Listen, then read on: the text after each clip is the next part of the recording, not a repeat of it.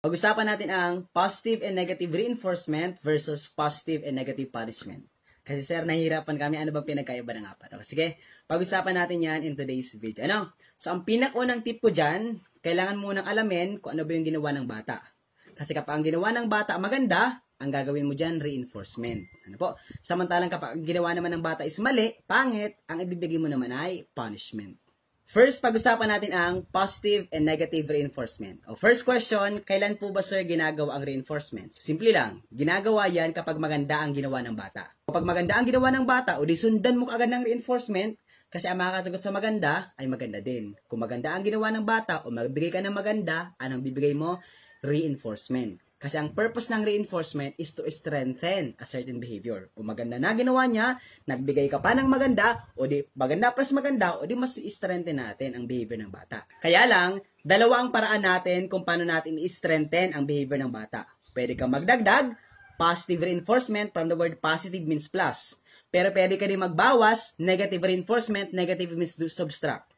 Pero mag-positive, mag-negative, may dinagdag ka, may binawas ka, pero pareho silang ini-strengthen ang behavior ng bata. Gets ba yung teachers? Because the purpose of reinforcement, ginagawa mo yan para pataasin ang behavior ng bata. Kasi maganda na behavior niya, hindi magbigay ka pa para mapataas ang behavior ng bata. Gets ba yung teachers? Magbigay tayo ng example sa positive and negative reinforcement. Ang example natin, ang scenario, first honor yung anak mo sa klase. Question, maganda ba na first honor yung anak mo sa klase? Yes or no? Yes, maganda yun. Magandang attitude ng bata kasi ginalingan ng bata kaya honor siya. Ano po? O ngayon ganito, dahil first honor siya, gusto ba natin i-strengthen pa ang behavior niya? Yes, gusto natin maging panatiliin ang behavior na yon or pataasin pa ang behavior. Kaya lang, dalawa ang paraan para mapataas pa natin ang behavior. Positive and negative reinforcement. Una muna, positive reinforcement. Sa positive reinforcement, mas kilala siya sa tinatawag na reward. Ano po? Reward.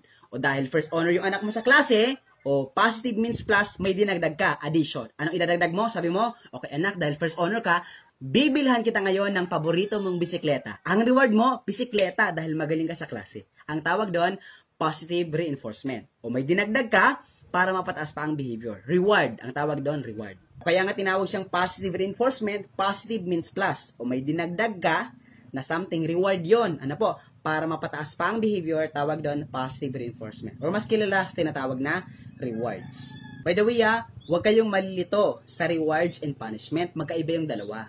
Kasi pag sinabi natin reward, compensation, bayad yon. Ano po? Pero kapag sinabi natin reinforcement, process. Proseso siya para ma-strengthen ang behavior. Gets ba yung teachers? Kasi po ang reward ay parte lang ng reinforcement. Next naman, negative reinforcement. Negative means subtraction. O may tinanggal ka na something para mapataas pa rin ang behavior ng bata kasi reinforcement pa rin siya. Ano? O same scenario. First honor ulit yung anak mo sa klase. Ano? O dahil first honor siya, ang sabi mo, o dahil first honor ka, isang linggo kang hindi maghuhugas ng pinggan.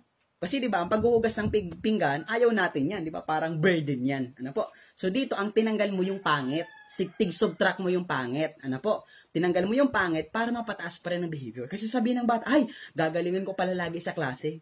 Kasi kapag magaling ako sa klase, palagi akong libre sa mga gawaing bahay. Ang tawag doon ay negative reinforcement. O simple lang ano po. O pag sinabi natin positive reinforcement, from the word positive, addition. May dinagdag ka para mapataas ang behavior. Ano po? Anong dinadagdag? Rewards. Pag sinabing rewards, pwede mga bagay or pwede affirmation, di ba po? Pero kapag sinabing negative reinforcement, may tinanggal ka, subtract, para mapataas pa rin ang behavior. So, ang pinagkapareho ng dalawa is yung positive and negative reinforcement, parehong pinapataas ang behavior. The only difference is the method. Kapag may dinagdag ka para mapataas ang behavior, positive reinforcement. Pero kapag may binawas ka para mapataas ang behavior, that is negative reinforcement. Pero parehong ini-strengthen ang behavior ng bata. Kasi ang makakasagot sa maganda ay maganda din. Kung maganda behavior ng bata, edi magdagdag ka pa ng maganda para mapataas ang behavior ng bata. Gets ba yung teachers?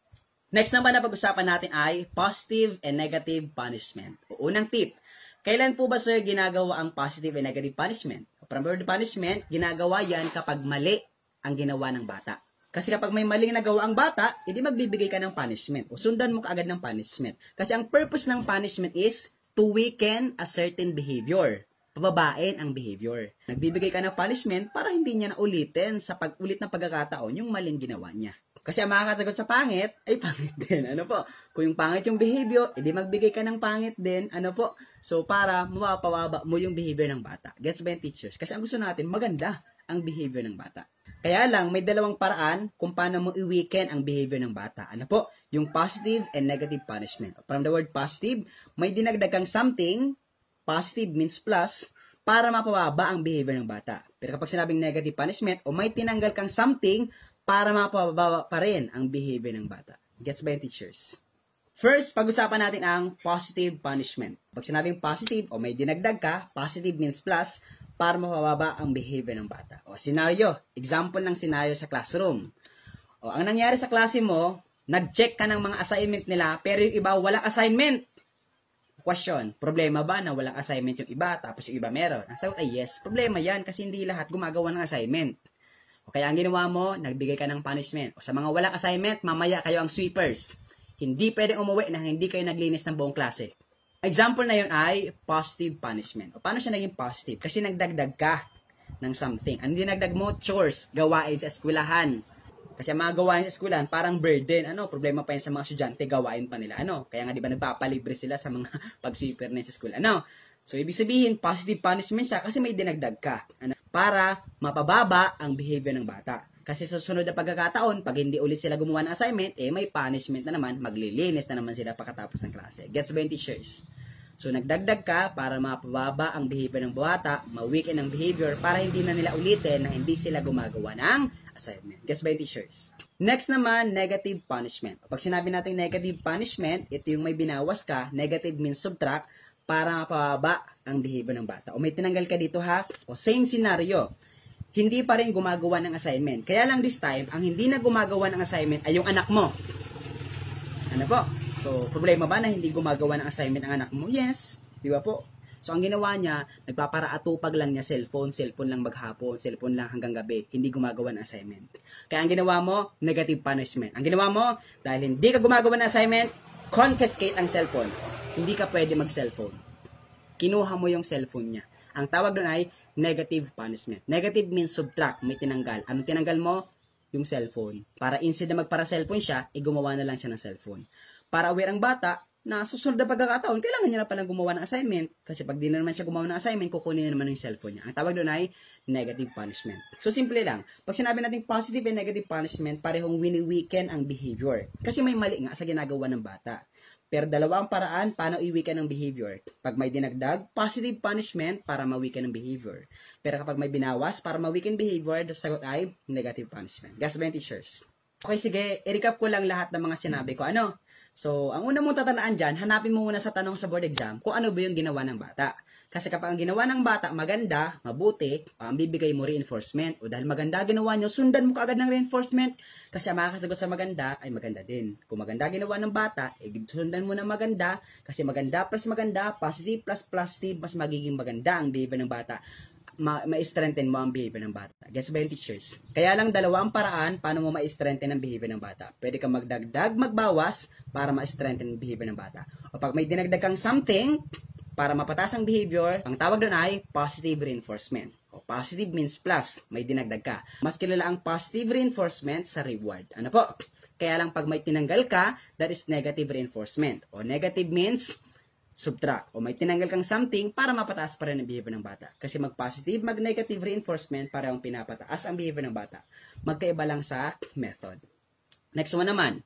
Kaya lang, pag mali ang ginawa ng bata, kapag hindi maganda ang ginawa ng bata, o magbibigay ka ng punishment. Kasi ang purpose ng punishment is to weaken a certain behavior. Ano po?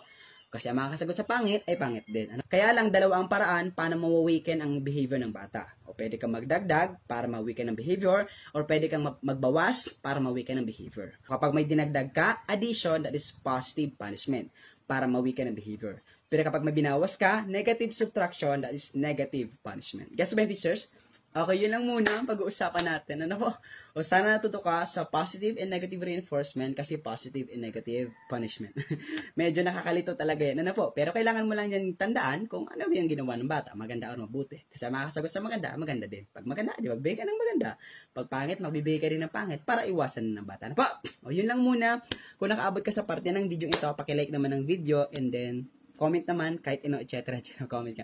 And then, pakishare naman, laking tulong na po yan kay Sir Nason. And then, pakicomment naman kung taga saan ka, kung baguhan ka sa page ko, para alam ko kung hanggang saan ang na-reach ng video ito. Yun lang. Thank you very much everyone, and God bless. Bye-bye.